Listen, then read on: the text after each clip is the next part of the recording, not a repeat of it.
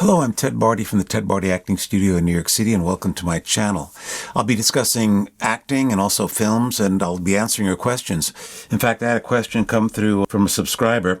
If you had one piece of advice to give to new talent, what would it be? I'm going to answer that question right now. Okay, every acting teacher is going to say the same thing. They're going to say, don't go into acting unless you love it, unless you can't do anything else and all that. That's kind of tired, to be honest. You have to love it enough to do it and not get paid for it. Well, that's the one thing for sure. But the piece of advice I'd give you as a new talent is do not count on just one opportunity. There's a trap. You'll get one audition, and you really want that audition. Getting the audition should be the end in itself. A lot of people treat it as a means to an end, which of course it is. But for us, we don't want to be worried about getting somewhere by doing this great audition. We just want to go there and do what we've been trained to do and what we love to do. Getting back to that one piece of advice, career-wise, do not count on just one opportunity. I can't tell you how many times I was counting on just one opportunity. I used to drive the head of the Actors Studio around, Frank Corsaro, a great guy. We had great conversations. And somebody from the Actors Studio called my home. They were preparing the film Carlito's Way. Now, I don't know what part I could have gotten in Carlito's Way. I tried calling back many, many times. I couldn't get through. And needless to say, I thought, oh, there's my big chance. It's ruined. That's not how it works. I had a friend of mine. He was a big voiceover talent, big voiceover talent. He was just doing great. And we went out to dinner one evening with our wives, and he was talking about these different projects he has coming up. He wasn't bragging. He was just talking about them. So I was relatively new, and I said, don't you worry about talking about it so much that you may jinx it?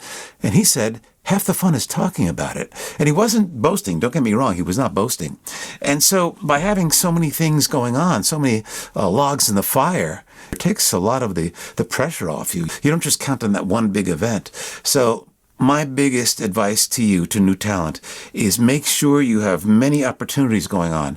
Now, how do you get the opportunities? You have to create the opportunities. So I used to tell my actors, if there's no work out there, let's create the work. And I remember now I used to say, let's create the work. I didn't say you have to create the work. So I kind of followed my own advice. I bought a cinema camera. They cost less now than they used to. And I started making short films. I started doing that because I wanted to write. I was a writer. I had 2 plays produced already. But I wanted to create films. My first love was filmmaking. That's what I originally went to school for. I bought the cinema camera, and I realized it's easier to get work on stage. You can get together with your friends and rent a space and do a performance. We used to do that. It's still possible to do that. You know, you can get 10 people together and get a scene night. You can do that if you really want to do that. But it's a bit more difficult to get on a professional film set. That's more difficult. A friend of mine, a filmmaker, was moving to LA. I bought a lot of his equipment. I had all the equipment necessary to make a feature film.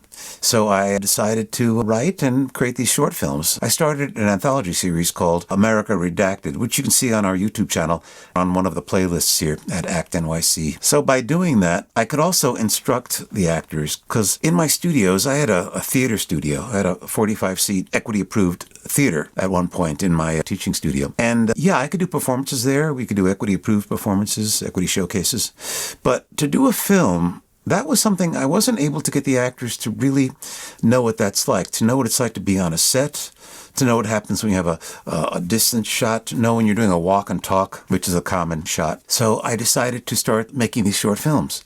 And I'm really glad I did, because, wow, you can pick up all these little things that, you know, I mention in class, but you can see in playback what's going on. Blinking too much when you're doing a very big close-up, blinking becomes huge. Actors don't realize that. Plus, if you're a character who's very powerful, you probably don't blink. You won't blink for quite some time. But if you're a nervous character, you might be blinking a bit more, sheepishly blinking. Those are some of the things. They're obvious, but it's much easier to teach on-camera acting when you have the actor in front of the lens. And also, you see how important it is to just speak clearly. You know how many actors don't speak clearly? You can't understand them. We watch a lot of movies and television with subtitles. A lot of it is because the actors don't speak as clearly as we want them to. And it also has to do with some technical things, that films are often made for the big theater with dozens of speakers around you. Also made for surround sound, which I don't think has been standardized yet. So that's one of the issues. But many people watch movies and television shows with the subtitles on. So we want to be able to speak clearly you have to be able to speak clearly. And speaking of clarity, you also have to be clear in what you're doing, actions. So getting back to my original point, you want to have clarity in what you're pursuing too. You want to create those opportunities. We're going through a big change now.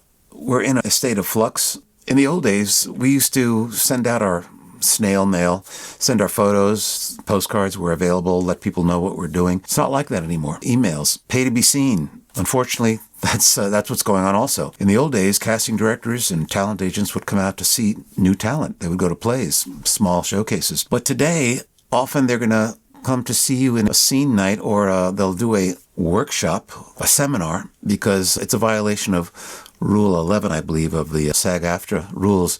You can't pay anybody in the hopes of getting a part. I believe it's also a violation of New York State agency rules also. I'm not sure on that. I'm not sure about that. We'll have to check that. This pay to be seen has become something that is there. Now, I don't think you have to do that, okay? By networking, doing student films, doing independent films, you may not even be a union member yet. But what you do is you start networking with people. Look, everybody wants to work with somebody who's not only good, but has a professional attitude, who's not a snob, who's not condescending. Somebody that you wouldn't mind working with, that you wouldn't mind being friends with. You'll meet people on sets, and you want to keep in touch with people. You don't want to be overbearing, but you want to be friendly, and you must have your craft together, because you want to be respected for your ability to act. Because good actors will make you look better too. Keep that in mind. When you have good actors around you, they'll make you look better. A lot of people think they'll steal focus, they'll take the scene away. That's not what good actors do. Good actors are really generous. They're in the dance with you, so to speak. So send in your questions. Don't forget to like, share, subscribe, and turn on notifications so you can hear more about what we're doing here. We'll be doing some live events also. You might want to turn the notifications on for that very reason. And we'll be doing some interviews. So I hope you can join our community. I'm in New York. It's the Ted Barty Acting Studio. You can find out more about me by going to actnyc.com. That's www.actnyc.com, actnyc.com.